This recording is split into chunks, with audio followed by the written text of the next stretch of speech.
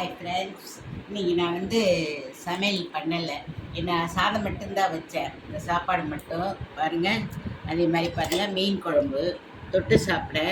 என்னென்ன இன்னைக்கு கொஞ்சம் எனக்கு வெளியில் போக வேண்டிய பல்லாவரம் வேறு சந்தைக்கு போயிருந்தேன். பாருங்கள் மீன் பாருங்கள் நேற்று வச்ச மீன் குழம்பு. அது பாருங்கள் அந்த மீன். இந்த பாருங்கள் ஒரு பச்சை மிளகாய்.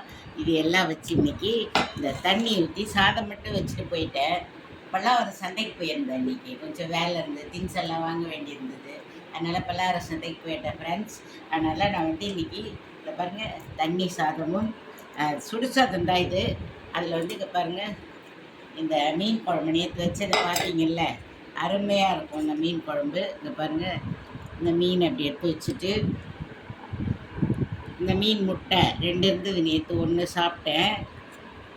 பாருங்கள், இது பாருங்கள், இந்த பச்சை மிளகாய். இது சும்மா இதுக்கு இணை விடைய வேறு எதுவுமே கிடையாதுங்க.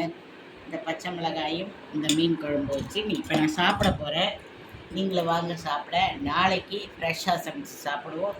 இன்றைக்கி இந்த சாப்பாடு சாப்பிடுவோம். பாருங்கள் எப்படி இருக்குன்னு. அருமையாக இருக்குது. இதை விட உலகத்தில் தேவாமிர்தம் எதுவுமே இல்லைங்க.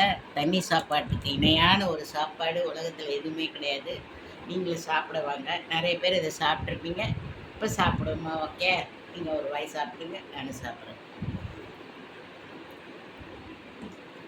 அருமையாக இருக்குங்க சாப்பாடு. இங்கே பாருங்கள், அந்த மீன் கொஞ்சம் எடுத்து வச்சுக்குவோம். பாருங்கள்,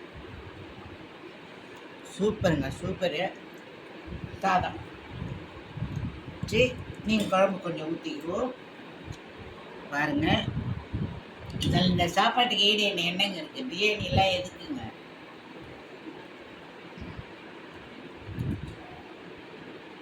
சூப்பரான சாப்பாடு. நாளைக்கு இன்னொரு வீடியோவில் வேறு விதமான சாப்பாட்டோடு சந்திப்போம். பாய்.